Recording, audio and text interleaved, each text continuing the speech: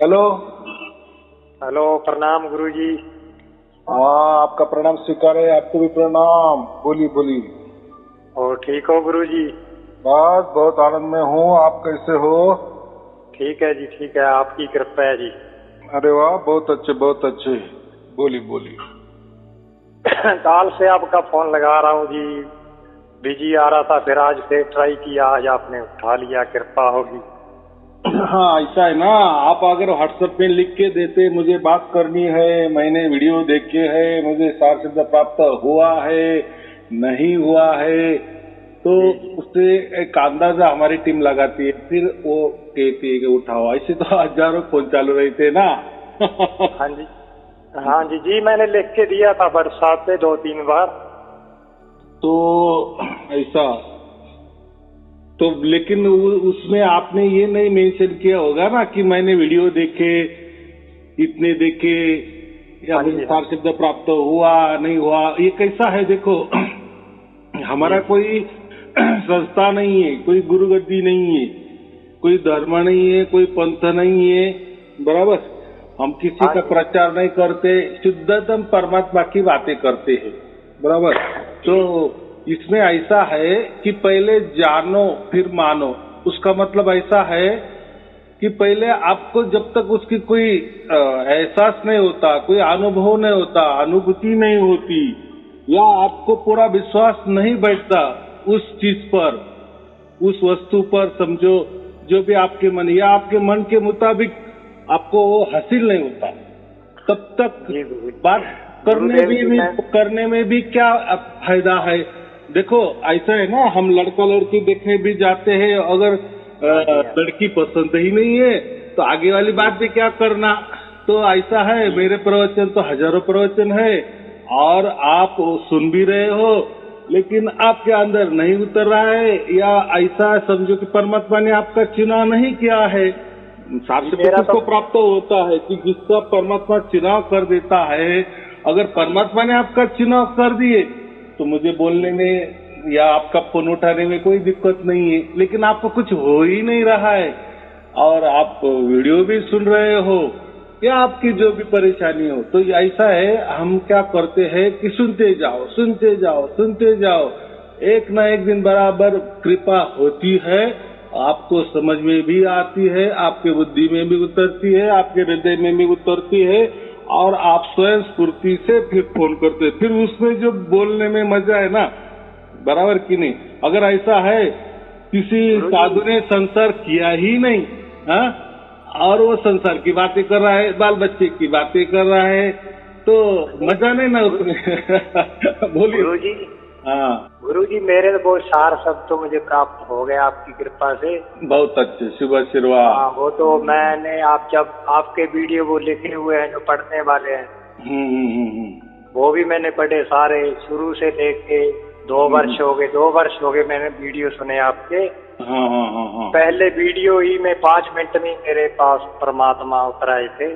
हाँ हाँ हाँ, बहुत मैंने कि आपकी कृपा से सार हम्म। शब्द की प्राप्ति होगी मुझे। तो उसके बाद मैंने एक बार फोन किया था आपको, अच्छा, हाँ तो हाँ आप बोले कि पहले वीडियो देखो। मैंने वीडियो 2 साल हो गए मेरे को वीडियो देखते को, हाँ हाँ हाँ तो बहुत अच्छा आनंद आ रहा है। और कोई सवाल है ही नहीं, मैं क्या सवाल करूं आपसे, बस आशीर्वाद लेने के लिए हाँ, फोन अभी बात किया। ऐसी है, आपने जो हाँ, कहा ना आनंद। कि मुझे पहले सार शब्द प्राप्त हो गया, बराबर। हाँ जी तो अब जी होता है जैसा जिसका भाग्य होता है ना, तो किसी को एक वीडियो में भी होता है, किसी को 100 वीडियो में भी होता है, किसी को 1000 वीडियो में होता है। तो जी। बात नहीं जी, ऐसी मेरे को है सिर्फ कि सिर्फ 2 मिनट हाँ, में ही, 5 मिनट में मेरे अंदर उतर गया बराबर सब बराबर, सारा ज्ञान। सारा लेकिन ज्ञान ही मेरे अंदर बस गया आपकी कृपा बस से। गया, बराबर है, वो आपका भाग्य का खेला है। चलो ठीक है, आपका हो गया, लेकिन क्या होता है, ये जो मन है ना, ये मन काल है, हम उसको भूत हाँ कहते जी हैं। तो ये काल जी क्या कहता है, मन क्या कहता है, अरे ऐसा कैसा, एक प्रवचन सुन लिए, ये बजने लगा या होने लगा, अनुभूति होने लगी, अरे कोई तो बकवास है, ये कोई तो वहम है, या ऐसा ही है। तो क्या हो गया, ऐसी बात है, आपने गाड़ी तो खरीदी कर ली 4 व्हीलर, लेकिन हाँ आपको जी चलाना ही नहीं आ रहा है। फोर व्हीलर क्या होता है, उसमें पेट्रोल डलवाया जाता है कि डीजल डलवाया जाता है कि बैटरी, उसका कोई आपको ज्ञान ही नहीं है। लेकिन आपने गाड़ी ली बराबर, और आप मकान के सामने भी रख ली, तो लेकिन चलाने नहीं आ रही ना। तो ऐसा है, होता है किसी को कि सार शब्द जल्दी में प्राप्त हो जाता है, लेकिन उसकी महिमा क्या है, ये क्या है, क्या चीज है, ये असली है या नकली है, या यही परमात्मा है, या कोई वहम है, या कोई हमारे अंधश्रद्धा है, वगैरह वगैरह। तो फिर ये जो प्रश्न बाद में उठते हैं ना, इसीलिए वीडियो बनाए जाते हैं। बराबर जी जी, सही सही सही, बराबर। गुरुदेव जी, मैं तो पहली बार आपके वीडियो देखा, पहले ही 5 मिनट में ही उतर गया, और मेरे को आपकी कृपा हुई, भगवान की कृपा हुई, मेरे अंदर सार शब्द बरस गया। और हजारों वीडियो यूट्यूब पे मैं देखता रहा, पर गुरु नहीं आज तक मैंने कोई बनाया। तो मैं भगवान से यही इच्छा करता था कि ये भगवान कोई ना कोई रास्ता दे मुझे, तू कैसा है, कैसे आता है। लेकिन तुरंत अपने आप ही तेरे वीडियो पे मेरा हाथ लग गया। मैंने सुना, आपने 2-3 प्रवचन बोले, किसी को बात कर रहे थे आप, तो वो 5-4 मिनट में ही मेरे अंदर मेरे को अनुभूति होगी कि हाँ ठीक है, ये सच्चा गुरु दे दिया मेरे को, भगवान ने अपने आप ही ढूंढ के दे दिया। हाँ, अभी आपने जो कहा ना गुरु की बात की, तो बहुत सारे लोग क्या करते हैं, गुरु माने ये जो देहधारी होते हैं ना, बोलने वाले, सुनने वाले, या सवालों के जवाब देने वाले, या अपने चरणों का तीर्थ देने वाले, या माला, कंठी माला पहनने वाले, या ये तो हजारों घूम रहे हैं यूट्यूब पे, वीडियो भी दे रहे हैं, कोई कुछ बोल रहा है। जब 2020 से गुरुदेव जी, मैं आपकी बात बीच में करूंगा, 2000 से 20 से पहले किसी के प्रवचन में ऐसा नहीं है चार शब्द के बारे में ना धुन कहा किसी ने। मेरे को भी मैं भी बहुत काफी टाइम से सत्संग सुनता रहता हूँ सभी गुरुओं की, और किसी के प्रवचन में जी ऐसी बात नहीं है, चार शब्द ऐसा होता है, धुन ऐसे होती है, आत्मा ऐसे होती है, बस मंत्र तंत्र दे दिया। अभी भी ऐसे आदमी हैं जो आपकी नकल कर रहे हैं। आपके जो प्रवचन है, प्रवचनों पे प्रवचन दे रहे हैं, और उनको ये नहीं पता था कि 4 शब्द धुन होती है और शब्द रूपी भगवान बसता है, उसमें किसी को नहीं पता था। आज भी आपकी नकल कर रहे हैं गुरुदेव। बराबर। अभी आपने बहुत बढ़िया बात की कि ये जो गुरु है ना, ये शब्द गुरु है, ये कोई देहधारी गुरु नहीं है। मैं भी हूँ ना, मैं तो एक मार्गदर्शक हूँ। बराबर। जैसे देखो, ये जो जिंदगी है ना, तो ये तो आपको ही लड़नी है ना। जैसे श्री कृष्ण जी ने अर्जुन को कहा, तो युद्ध तो तुझे ही करना है। बराबर। मैं तो सिर्फ बताता हूँ क्यों करना है, धर्म के लिए करना है कि स्वार्थ के लिए करना है, वगैरह वगैरह। मैं तो प्रवचन तुझे दे दूंगा, लेकिन आखिर में तुझे जो करना है तुझे ही करना पड़ेगा। बराबर जी, उसका फैसला मुझे लेना पड़ेगा कि ये अच्छा है या गलत है। वो भी भगवान की कृपा होती है, वो अंदर बसता है, आदमी को ज्ञान देता है, तो ही सब कुछ होता है। जैसा कि समझो, हमने कष्ट से पैसा कमाया, बहुत कष्ट से पैसा कमाया, एक पैसा जमा की और हमारा साम्राज्य खड़ा कर दिए। तो हमारा लड़का हो गया, तो उसको तो उतनी उसकी वैल्यू नहीं होगी ना, नहीं कि एक पैसे के लिए क्या क्या करना पड़ता है, क्या कष्ट झेलने पड़ते हैं, क्या करना, तो उसके लिए उसकी कोई महिमा नहीं होती। बराबर कि नहीं। तो ऐसा ही है, ये जब परमात्मा जो आपे आप हमारे अंदर जब उतरता है ना, आपे आप उसकी तरफ से, उसकी मर्जी से, ना क्यों हमारी मर्जी से। और ये जो गुरु लोग बाकी क्या करते, हमारे मर्जी से, यानी हम मंत्र दे रहे हैं ना, बस ये करो आपको मिल जाएगा, आप ऐसा ध्यान करो मिल जाएगा, आप ऐसा विचार करो मिल जाएगा, आप ऐसी कल्पना करो मिल जाएगा, आप ऐसे बंधन में रहो हो जाएगा। तो ऐसा नहीं होता। परमात्मा किसी का गुलाम नहीं है। बराबर। परमात्मा तो परमात्मा है, वो तो मालिक है, उसका मर्जी का मालिक है, वो जब चाहे उसी को ही मिलता है। और मैं यही तो प्रवचन में बोलता हूँ, तो मेरी बात लोगों को उलट लगती है। हाँ जी सर, उल्ट लगती है कि ये कैसा ज्ञान दे रहा है, कैसे बोल रहा है। लेकिन ये उन लोगों को पता नहीं है कि ये ज्ञान तो सीधा ज्ञान है, सहज ज्ञान है। बात ऐसी है, लेकिन इसी उलट ज्ञान से आज लोगों को प्राप्त हो रहा है। बराबर। हाँ जी, हाँ जी, इस पर विश्वास रखा कि नहीं, परमात्मा ही खुदे खुद आपे आप ही आता है और ये करता है।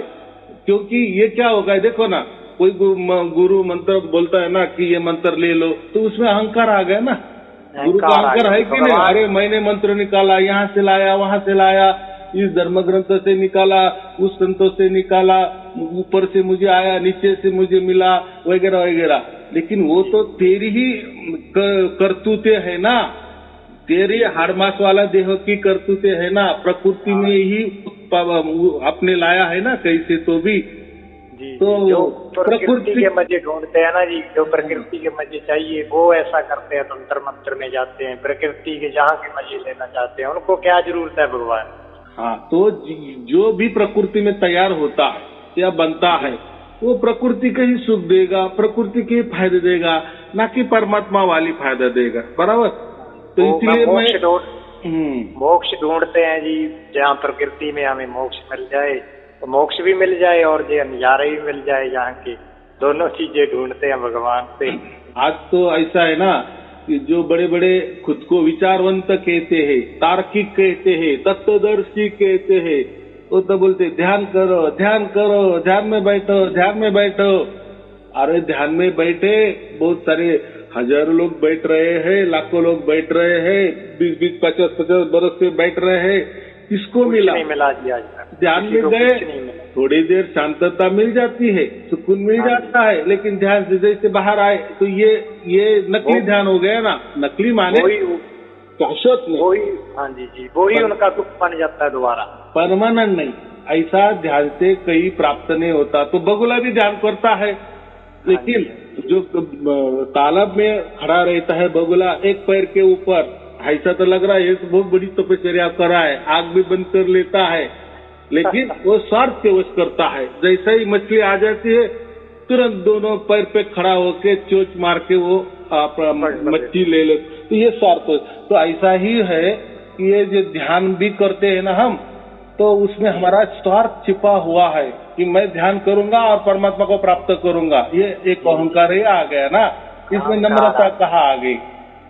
अरे वो परमात्मा है, वो उसके खुद का मालिक है। हम कहते हैं उसने इतनी सृष्टि बनाई है, अनंत ब्रह्मांड बनाए, हमें बनाया, तुम्हें बनाया, जरे जरे में उसका शक्ति संचालित है।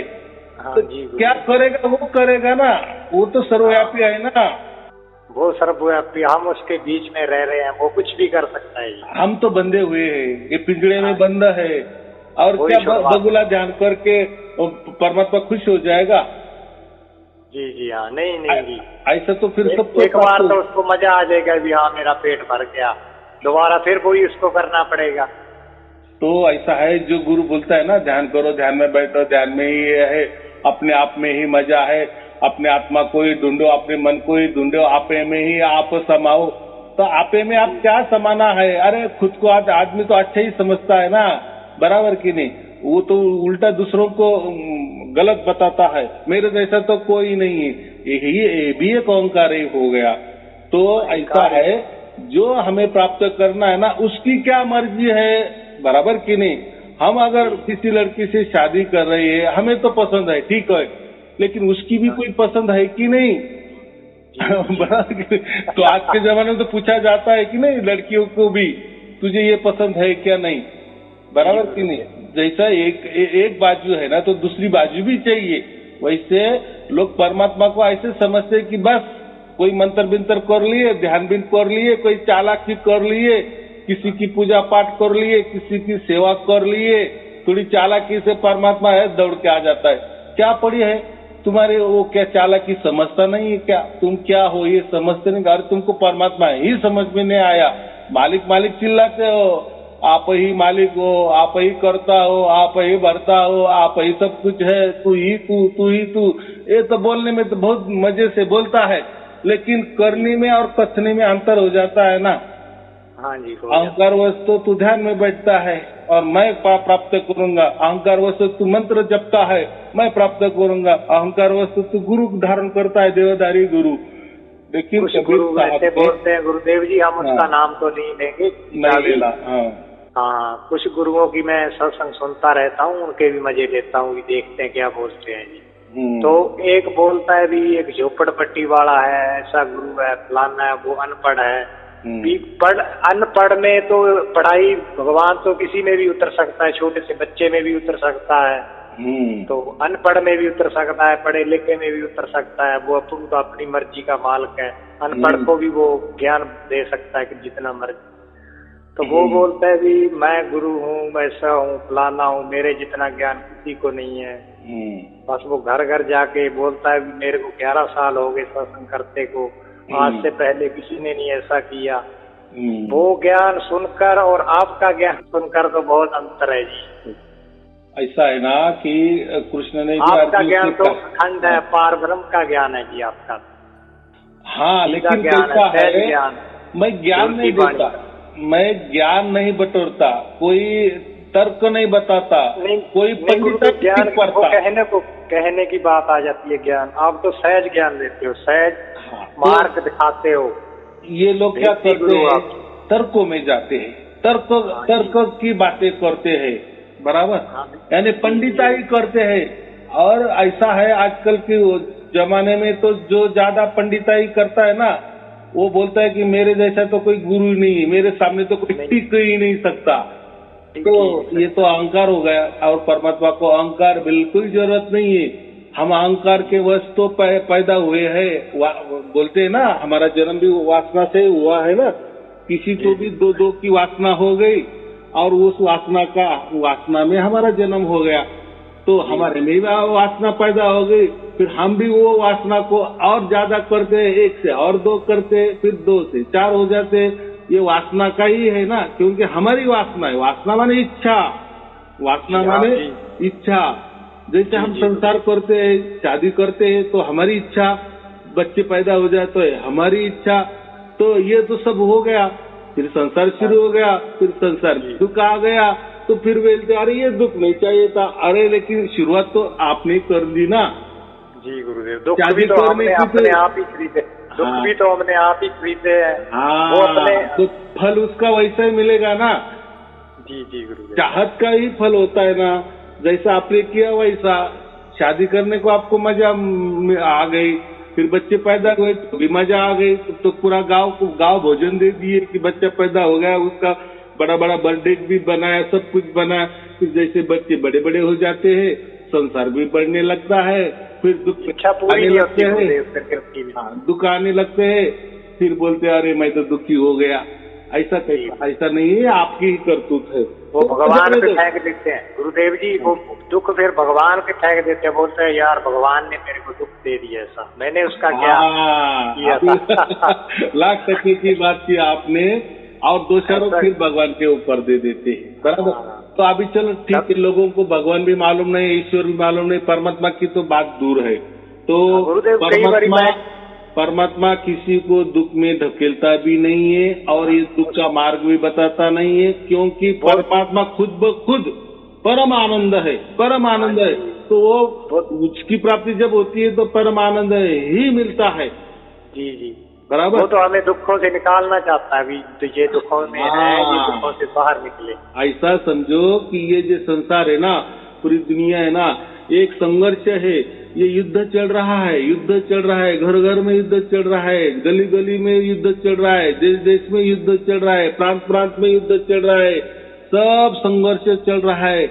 और परमात्मा तो देख रहा है कि अपना बच्चा उसमें अटका हुआ है, अभी इसको सही सलामत हम कैसे निकालें, बराबर। जैसे बाबा फरीद ने बोला था कि किसी के घर में झगड़ा हो रहा था, तो उसने बोला मैंने कोठे पर चढ़ गया और दूसरे कमांड में देखा वहां भी झगड़ा हो रहा था। वो फिर उसने बोला कि कोठे चढ़ चढ़ देखा कर कर ही हुआ हाल। तो बात घर घर में यही हाल है, यही हाल है। तो परमात्मा दुख नहीं देता, तो दुख देने वाला कौन होता है? दुख देने वाला एक तो काल होता है, या उसको हम भगवान भी कहते हैं, कोई उसको ईश्वर भी कहते हैं। भगवान तो हम समझते हैं, भगवान तो देहधारी होते हैं, या अभी नहीं है समझो, उसको हम भगवान कहते हैं। लेकिन यानी उसकी कोई तो भी हिस्ट्री है, कोई तो भी पोथी पुराण उनका है, कोई तो भी ग्रंथ है, इसलिए उनको हम भगवान कहते हैं। लेकिन ऐसे कोई भगवान है कि जो दिखते भी नहीं है, उनकी हिस्ट्री भी नहीं है, लेकिन है, तो वो हमको उसको ईश्वर कहते हैं, बराबर। उसको हम काल कहते हैं। काल कोई दिखने वाली वस्तु नहीं है, तो काल ही हंटर चलाता है। तूने क्या बुरा किया, उसका नतीजा तुझे बुरा भुगतना ही पड़ेगा। तूने अच्छा किया, उसका नतीजा तुझे अच्छा भुगतना ही पड़ेगा। तो ये जो दोहरापन जो है ना, सुख दुख देना, सुख दुख बोले, शुभ अशुभ बोले, अच्छा बुरा बोले, तो ये जो देता है ना, ये देने वाला काल होता है, ना कि परमात्मा होता है। परमात्मा का इसमें अपने बच्चों को वो उसमें ढकेलता भी नहीं है, मार्ग दिखाता भी नहीं है, या ये संसार में भी वो ऐसा नहीं कहता कि ऐसा तू कर, तुझे अच्छा हो जाएगा, ऐसा मत कर। यानी वो परमात्मा जो होता है ना, वो कोई नियम नहीं बनाता, नियम नहीं लगाता, बराबर। वो बस इतना ही उसका काम है कि ये जो बच्चा है 84 लाख योनि में भोग रहा है, वो सब कुछ देख रहा है, बराबर। वो हमें अभी भोग रहा है तो हमें छुड़वाता है, काल जेल से हमें छुड़वाता है अभी। हाँ, अभी वो जो भोग भी रहा है 84 लाख योनि, वो तो उसकी करतूत है ना, उसके कर्मों का फल है ना। हाँ जी, तो जो मनी मारे वो तो देना पड़ेगा। हाँ, वो तो चुकता कर रहा है। लेकिन एक मनुष्य योनि ऐसी आ जाती है कि परमात्मा को भी ऐसा समझो दया आ जाती है कि अभी इसकी अक्ल ठिकाने पे आ जाए और ये मुझे पहचानने लगे, बराबर। इतना ही होता है। बोलो। मैंने आपका जब से सार शब्द मेरे को भगवान प्राप्त हुआ है, अपने आप उसने दिया, तेरी कृपा से हुआ है। मजे में रहता हूँ, आनंद में रहता हूँ, आपकी कृपा बरस रही है। हर रोज वीडियो सुनता हूँ आपका कोटि कोटि प्रणाम करता हूँ। आप जैसा मेरे को मिला और किसी बिरले को ही मिलता है गुरुजी। हाँ, बिरले को बराबर है। करोड़ों में किसी को मिलता है, लाखों में किसी को मिलता है, बिरले को मिलता है। अगर ये सबको मिल जाए तो फिर उसका वो क्यों। देखो बहुत सारे गुरु लोग क्या करते हैं, ये मंत्र ले जाओ। अभी देखो उसने उसके आश्रम में मंत्र दे दिए, बराबर। अभी जिसने भी ले लिए वो दूसरों को बता भी सकता है। या ऐसा समझो कि वो गुरु कहता है कि ये मेरा मंत्र ले लो, आपका सब कल्याण हो जाएगा, तो वो तो बहुत इजी बात हो गई, वो तो सबको मिलने वाली है ना जी गुरु। वो और गुरु न कर सकता है क्या कि मैं तुझे नहीं दे दूंगा मंत्र। यानी ये मंत्र में कुछ नहीं है, तो ये ऐसे ही फोकट वाली बात है, ले जाओ। वैसा ही ध्यान की टेक्निक समझो। कोई ध्यान की ये ऐसा ध्यान लगाओ, वैसा ध्यान लगाओ, ये बातें करना, कोई प्रवचन करना, कोई तार्किक बातें करना, पंडिताई करना, ये तो फोकट का लोगों को मिल जाता है। लेकिन ये फोकट में मिलता है, दूसरों से मिलता है, लेकिन उससे परमात्मा नहीं मिलता। बाकी चीजें मिल सकती होगी, वो मालूम नहीं मुझे, बाकी भी वस्तु मिलती होगी, लेकिन प्राकृतिक, क्योंकि मंत्र तंत्र ये प्रकृति के, ध्यान ये प्रकृति के, क्योंकि वो शरीर से किया जाता है ना, मन से किया जाता है ना। मन क्या है? प्रकृति। शरीर क्या है? प्रकृति। विषय जो भी होगा ना, तो प्रकृति वाली बातें होगी, और उसका जो फायदा है ना, प्रकृति वाला फायदा होगा, ना कि परमात्मा वाला फायदा। हाँ, परमात्मा वाला फायदा, परमात्मा की मर्जी चलती है वहाँ, बराबर। किसको प्राप्त होना है, नहीं होना है, कैसा होना है, वो देखता, क्योंकि वो उसके मर्जी का मालिक है, बराबर जी। ये वो हमारे हाथ में नहीं है, बराबर। हाँ, हमारे हाथ में ये प्रकृति है। देखो जो कर्म हम करते हैं ना, उसके लिए हम कहते हैं ना बच्चों को भी, अरे तू ज्यादा मेहनत कर तो तू अच्छी तरह से पास हो जाएगा, बराबर। तू तेरा भाग्य करता है, तो प्रकृति में हम कर्म करके हमारा भाग्य कर सकते हैं, बराबर के लिए। कष्ट करके तो वो भाग्य बनाते हैं ना हम, हमारा कल्याण आगे हो जाता है। ये प्रकृति में होता है, और ये प्रकृति के सुख के लिए हम कर्म करते हैं और यह भाग्य बनाते हैं। तो ये प्राकृतिक भाग्य हमारे हाथ में है, हम जैसा करेंगे वैसा वो हो जाएगा। जैसा भाग्य हम लिखेंगे या तैयार करेंगे, वो भाग्य का हमें प्रकृति में फल मिलेगा, अच्छा या बुरा, जो जैसा है वैसा। ये प्राकृतिक भाग्य हमारे हाथ में है। लेकिन जो परमात्मा के हाथ में जो भाग्य है ना, वो हमारे हाथ में नहीं है, वो परमात्मा के ही हाथ में है। क्योंकि ये जन्म तो हमें मालूम है कि ये मैं पैदा हो गया, अभी मेरी उम्र इतनी है, लेकिन इससे पहले भी हमारे हजारों लाखों करोड़ों गुना जन्म हो गए हैं। क्या क्या किए हैं, क्या क्या नहीं किए हैं, कितनी हमको अकल थी नहीं थी, हम क्या थे क्या नहीं, वो तो परमात्मा सब कुछ जानता है ना। वो तो फीड है जी, सब कुछ चिप में फीड है। उसके बाद तो फिर वो भाग्य तय करता है कि अभी ये इसको ये 84 लाख योनि में हटवा लेना है क्या नहीं लेना है, इसका जो भी कोई पापे किए उसको माफ करना है नहीं करना है। माफ करना माने ये नहीं, देखो हम अगर जन्म हमारा हुआ ही नहीं तो पाप हमारे पाप माफ ही हो गए ना। इसका कितना मतलब है? मोक्ष का मतलब क्या होता है? मोक्ष का मतलब ही ये होता है कि हमारे सर्व पाप माफ हो जाते हैं। जो भी हमने कुछ किया होगा लाखों जन्म में हमारे पाप हुए होंगे या इस जन्म में भी हुए होंगे, वो उसको हम माफी मिल जाती है। इसको तो हम मोक्ष कहते हैं। और उसका फायदा क्या होता है? आगे हमारा जन्म नहीं होता। इसलिए सब चाहते हैं कि मोक्ष मिले, मोक्ष मिले। मोक्ष माने परमात्मा जी, अब परमात्मा अपनी गोद में बिठा लेता है, वो फिर अपनी मर्जी से भेजता है, जाओ भाई दुनिया को सुधार कराओ, ऐसे करो वैसे करो। वो अपनी मर्जी से फिर ड्यूटी लगाता है। तो परमात्मा देखो किसी को भेजता है, जैसे आपको जैसे आपके अंदर उतरा, आपको ज्ञान दिया, देखो ये जो है ना दिया, कृष्ण ने भी बताया है अर्जुन को, तो युगे युगे मैं वो धारण करता। तो युगे युगे वो जो आता है ना, हर युग में आता है। युग का मतलब ऐसा समझो कि परिस्थिति अनुरूप जैसी परिस्थिति होती है वैसा। जैसा अभी मोबाइल का शोध लग गया, अभी 20 साल हो गए। अभी देखो मोबाइल की जरूरत थी इसलिए मोबाइल निकल गया, टीवी की जब जरूरत थी तब टीवी निकल गया। जैसी जरूरत होती है वैसा आविष्कार हो जाता है, बराबर। इसके पहले फिर टीवी क्यों नहीं थे, इसके पहले मोबाइल क्यों नहीं थे, अभी 20-30 साल में मोबाइल क्यों निकल गए। तो परिस्थिति वैसी होने वाली रहती है ना आगे। तो ये तो ऐसा समझो कि प्रकृति को सब समझता है ना, तो प्रकृति किसी से आविष्कार कर देती है, बराबर। किसी के मन में लाते अरे ऐसा ऐसा तू जुगाड़ कर, मोबाइल तैयार हो जाएगा, फिर इससे लोग लेंगे और इससे ऐसा फिर बातें होगी वगैरह वगैरह, बराबर। तो मोबाइल का शोध लग जाता है। ऐसे हजारों लाखों के शोध लग गए तो प्रकृति बराबर जिसको उसको दे दी। ये तो हो गया प्रकृति का खेला। लेकिन मोक्ष वाला जो खेला है ना, तो देखो ये तो दोनों भी चलने वाले हैं ना। जैसे दिन रात, जैसे हम श्वास लेते हैं, छोड़ते भी है, अच्छा भी होता है बुरा भी होता है। जैसे दिन रात होती है ना, वैसे ही मोक्ष भी मिलता है। किसी को मोक्ष भी चाहिए होता है तो किसी को अलग अलग जन्म भी चाहिए होते हैं मजे मारने के लिए, बराबर। सबको मोक्ष को लगता है ऐसा कुछ नहीं है। मोक्ष को क्या करना है? फिलहाल तो गुरुजी लाखों 100 बंदे में से 5 आदमी मोक्ष मांगेंगे, बाकी तो ये भी सुविधा परमात्मा करके रखता है। क्यों? तो किसी को भी तो वो बुद्धि दे देता है, ऐसे ऐसी बातें करो, फिर वो लोगों के अंदर उतर जाएगी और मुझे लोग पहचानने लगेंगे।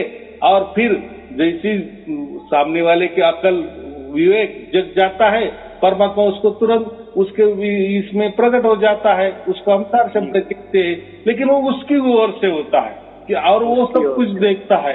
यानी हमारी भी चाहत चाहिए कि नहीं?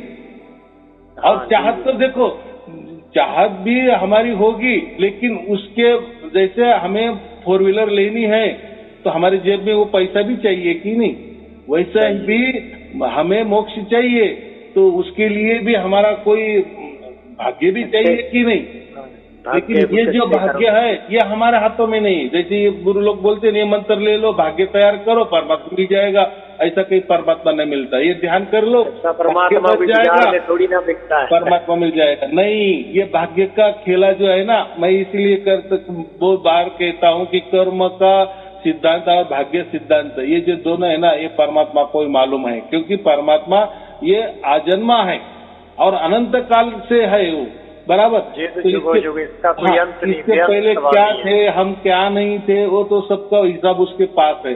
तो जैसे हम उसके लायक बन जाते हैं, बस वो हमारा तुरंत चुनाव कर देता है। फिर हम बोलते हैं अरे मुझे तो परमात्मा प्राप्त हो गया, यानी परमात्मा का सिग्नल मुझे मेरे तक पहुंच गया, बराबर। अभी आपका मकान है तो तो मकान के अंदर सब कुछ रेडिएशन है कि नहीं? तो हम कहते आपने कोई ट्रांजिस्टर लाया, रेडियो लाया तो हर स्टेशन लग जाएगी। आपने कोई मोबाइल लाया, मोबाइल से बात भी हो जाएगी। क्यों?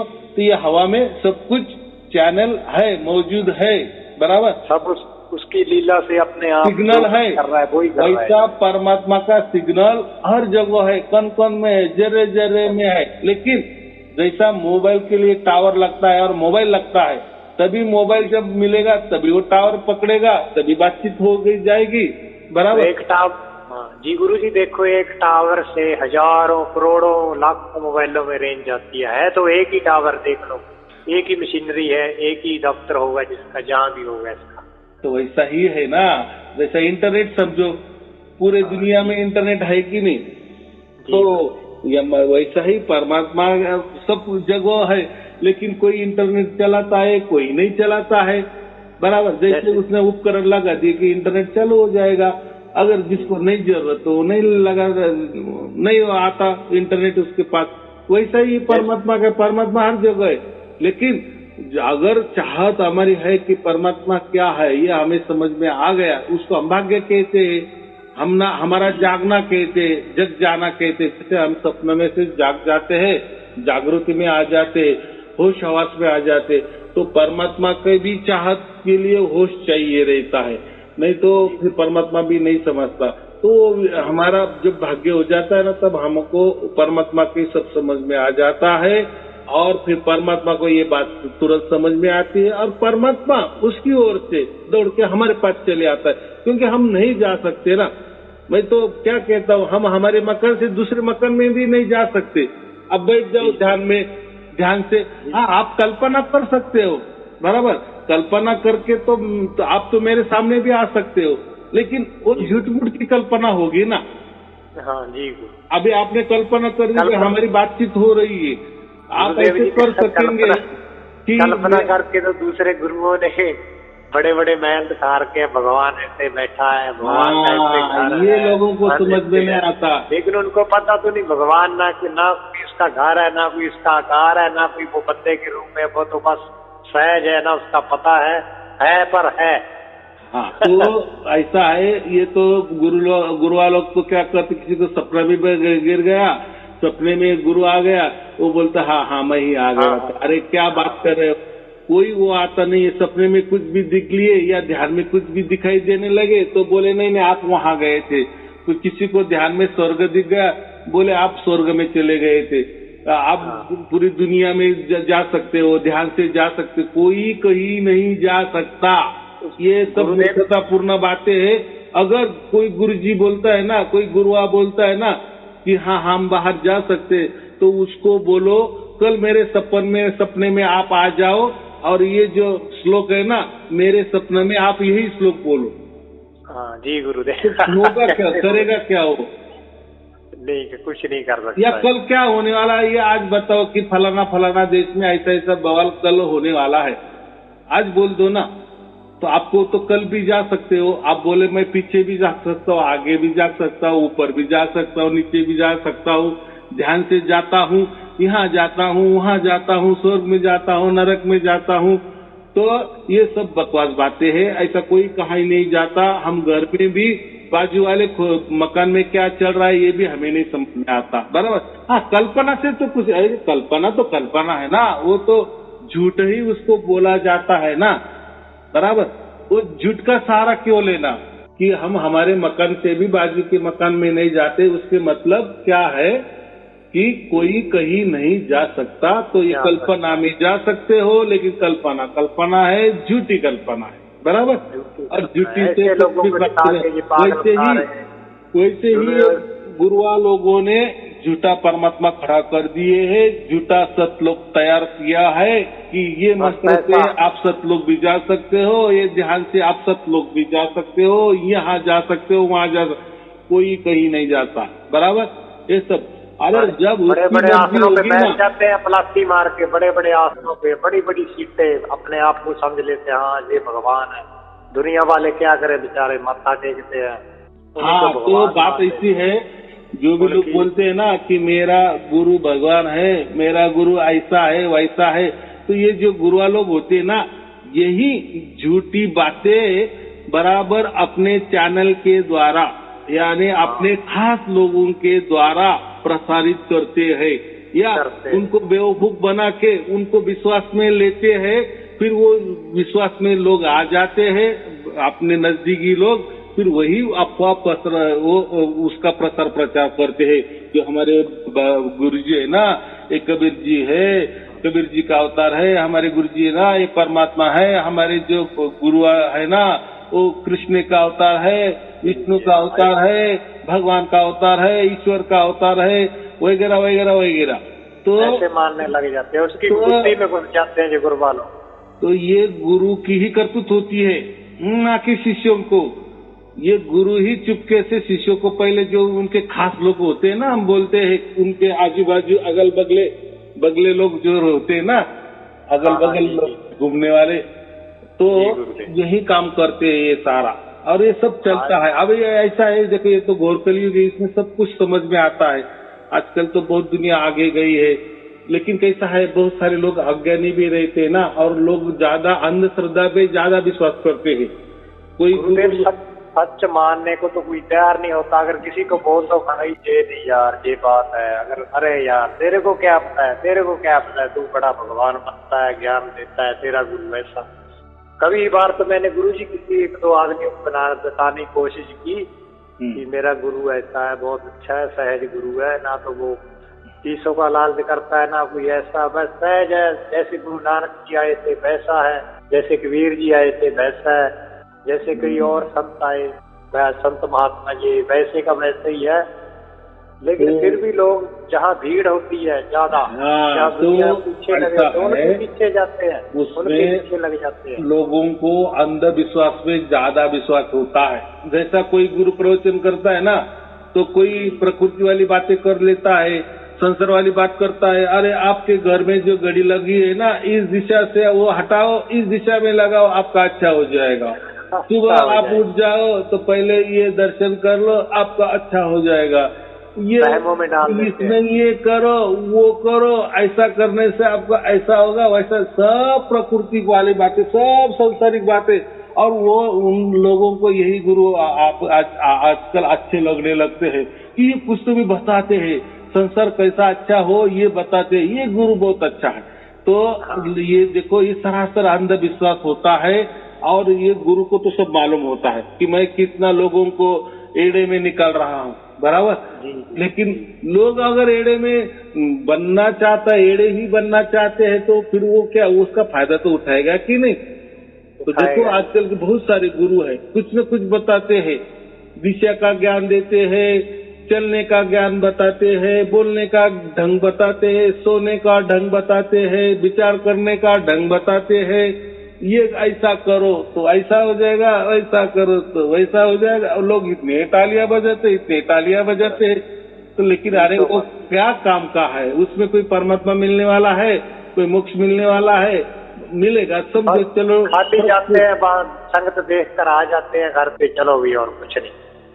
तो अंधविश्वास में ही गुरुआ लोग लोगों को रखवाना चाहते हैं। और इसी अंधविश्वास के खिलाफ गुरु नानक देव जी ने बहुत बढ़िया काम की। वो तो डायरेक्ट बोलते थे, मुंह पे बोलते थे कि ये तुम गलत कर रहे हो, बराबर। तो बाकी लोगों की हिम्मत नहीं होती थी। और वैसे भी काम कबीर साहब ने भी किया, लेकिन उन्होंने दोहे के माध्यम से किया, बराबर। उनके दोहे ऐसे लगते थे कि मानो उनका दोहा कोई पढ़ लेता है ना, तो ऐसा चोट लगती थी सामने वाले को। सीधा और वही काम गुरु नानक देव जी भी करते थे। लेकिन गुरु नानक देव जी डायरेक्ट बातें करते थे, डायरेक्ट वो कोई भीड़ भाड़ नहीं रखते थे। जो गलत है ना उसको गलत ही बताते थे, और वो उसका प्रूफ भी कर देते थे कि ये कैसा गलत है।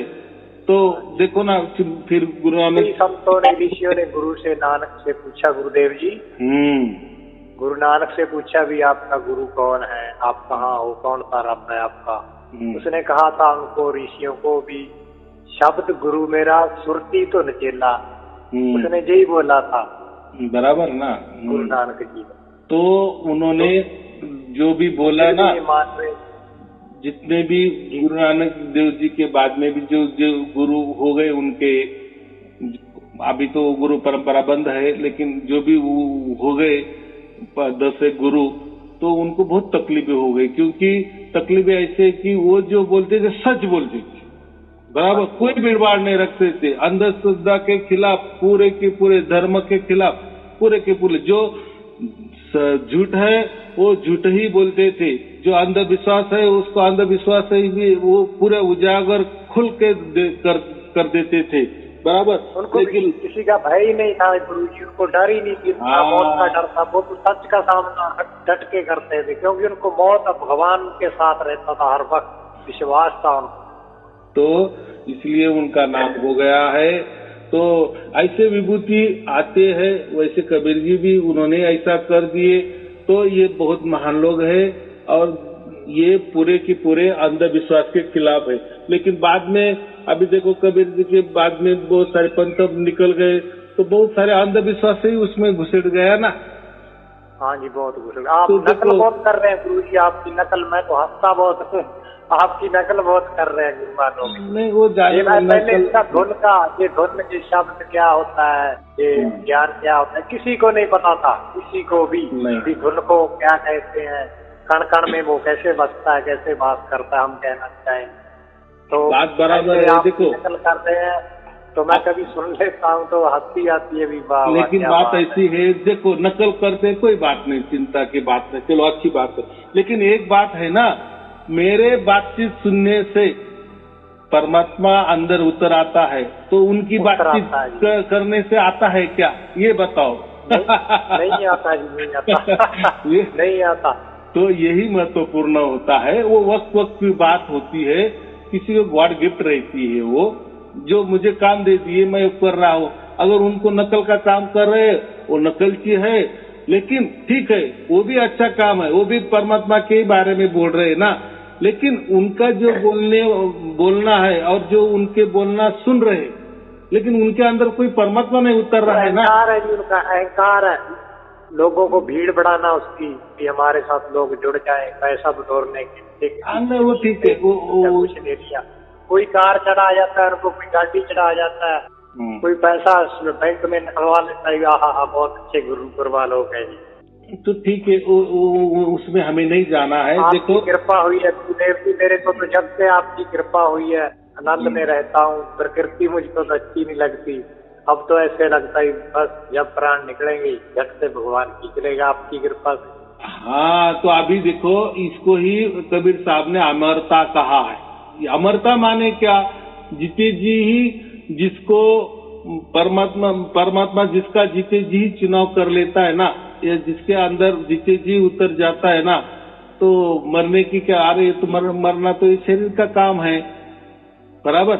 और जो भटकने का काम आत्मा होती है, भटकने का काम आत्मा करती है, 84 लाख तो आत्मा भटकती है, लेकिन जीते जी ये हमारी आत्मा परमात्मा से जुड़ गई है, चिपक गई है, हमेशा के लिए चिपक गई है, तो अभी बिछड़ने का क्या काम है, बराबर। कई लोग तो अभी भी विश्वास कर रहे गुरु जी, वो सोचते हैं कि हमें कोई चमत्कार दिखे, हमें कोई शक्तियां दिखे, हमें कोई ऐसा हो, हमें कोई ऐसा हो, लेकिन वो फिर भी नहीं मानते कि भगवान हमारे साथ है, तो सब कुछ ही है। मेरे को जब से सार शब्द की प्राप्ति हुई, तो मेरे को जो मैं उससे प्रार्थना करता हूँ भगवान से, हे भगवान आपसे भी प्रार्थना करता हूँ गुरुदेव कृपा रखना मेरे पे, जो अपने आप जो सोचता हूँ काम वो अपने आप हो जाता है मेरा पूरा, तो फिर और मेरे को क्या चाहिए, मेरे को वो मिल गया, ना मेरे को प्रकृति चाहिए, ना इसके मजे चाहिए, मेरे को तो सच्चा गुरु मिल गया, देसी गुरु मिल गया, आप जैसा सबको मिले, मैं तो यही चाहता हूँ सबको मिले। तो ऐसा है, गुरु नानक देव जी का भी प्रसाद है बहुत। हाँ, गुरु नानक देव जी का भी गुरु और कबीर जी का भी गुरु, ये शब्द गुरु ही था कि जो हमारे अंदर बैठा हुआ है, ऐसा समझो बच्चों के साथ बैठा हुआ है, बच्चों के ऐसा समझो अगल बगल है वो, बराबर। लेकिन जब 4 शब्द प्राप्त होते हैं तो अगल बगल जो इसका मुंह इधर था उसका मुंह उधर था, तो आमने सामने मुंह आ जाता है या चिपक जाता है, या हम उसको क्या कहते हैं कि हम परमात्मा की गोद में बैठ जाते हैं। जीते जी जिसको 4 शब्द प्राप्त होता है तो जीते जी परमात्मा की गोद में बैठ जाता है। तो अभी चिंता क्या है, बराबर। जिसको नहीं प्राप्त हुआ वो चिंता करेगा कि मैं मरने के बाद कहाँ जाऊंगा, मेरा क्या हो जाए। हमको चिंता करने की जरूरत है। जीते जी ही हमको परमात्मा ने चुनाव कर लिए हैं और उसके गोद में बिठा भी लिए हैं, जीते जी। और वो हम जान भी रहे, मान क्या, जान नहीं, उंगली मान नहीं रहे, जान रहे हैं। ये महत्वपूर्ण है। प्रैक्टिकली हम जान रहे, क्षणों क्षण जान रहे कि परमात्मा ने हमें पकड़ लिया है, पक्का पकड़ लिया है, बराबर, हमेशा के लिए पकड़ लिया है। तो जो होने वाला अपने तो गुरुदेव जी आपके यही विश्वास है, यही विश्वास होना चाहिए। कृपा की, आपकी कृपा से वेदी गुरु मिल गए आप जैसे, आपका जैसा गुरु सबको मिले। आपका प्रसाद जो भी दुनिया बाड़े हैं सुन रहे हैं वीडियो ऑनलाइन, सबको बोल रहा हूँ भाई ऐसा गुरु ढूंढो। अगर आपकी मर्जी हो तो मेरे गुरु के साथ बैठो, तो आपको भगवान भी अंदर उतार के दिखाएगा। तो उनके गुरुओं को भी देख लो सत्संग सुन के, तो उनका भी पता चल जाएगा। तो उसमें गुरु जी, मेरा तो और कोई सवाल नहीं गुरु जी, मैं तो बहुत आपके वीडियो पढ़े सुन भी रहा हूँ, डेली ऑनलाइन सुनता हूँ, बराबर लेता हूँ, आनंद भरा नजारा। जो लिखा है ना कि गुरु खुद ब खुद आता है, हमें ढूंढ के आता है, शिष्यों को ढूंढ के आता है। तो अभी लोगों को समझ में आएगा कि अरे ये शब्द गुरु है और यही चल के आता है, दौड़ के हमारे पास आता है। तो लोग क्या करते हैं, ये जो शरीरधारी गुरु है ना उसके पास जाते, या वो शरीरधारी गुरु लोगों के पास जाता है, बोले देखो यहाँ लिखा है ना कि गुरु ढूंढ के आता है, मैंने तुमको ढूंढ लिए, तो अभी तू मेरा शिष्य बन जा, मैं तेरा गुरु बन जा। अरे ये बात नहीं कही थी, ये बात कबीर साहब ने नहीं की थी या गुरु नानक देव जी नहीं कही थी। बात ऐसी कही थी कि ये गुरु जो है ना परमात्मा, ये खुद ब खुद हमारे अंदर उतर आता है, लेकिन उसके मर्जी से उतर आता है, बराबर। तो वही गुरु असल गुरु है, उसके हुक्म में रह रहे हैं। हाँ, वही असल गुरु है और वही गुरु हमें मिलना चाहिए। ये देहधारी गुरु मिलके क्या करना है। इसलिए कबीर साहब ने हद के गुरु की बात नहीं की, उन्होंने सभी जो गुरु शब्द ले लिए ना वो बेहद गुरु की बात की है, बराबर, हद के गुरु की नहीं। हद के गुरु तो यही के है, वो भी जैसे हमारे जैसे है, मर जाने वाले हड़मास के, वो नहीं। वो गुरु कौन है, वो बेहद वाले गुरु की बात की है, बराबर। चलो ठीक है। जो जे अपना अनुराग सागर है ना, हर कोई पढ़ लेता है तो उसके अर्थों का तो उनको पता नहीं होता, बोल लेते हैं ऐसे ऐसे ऐसे।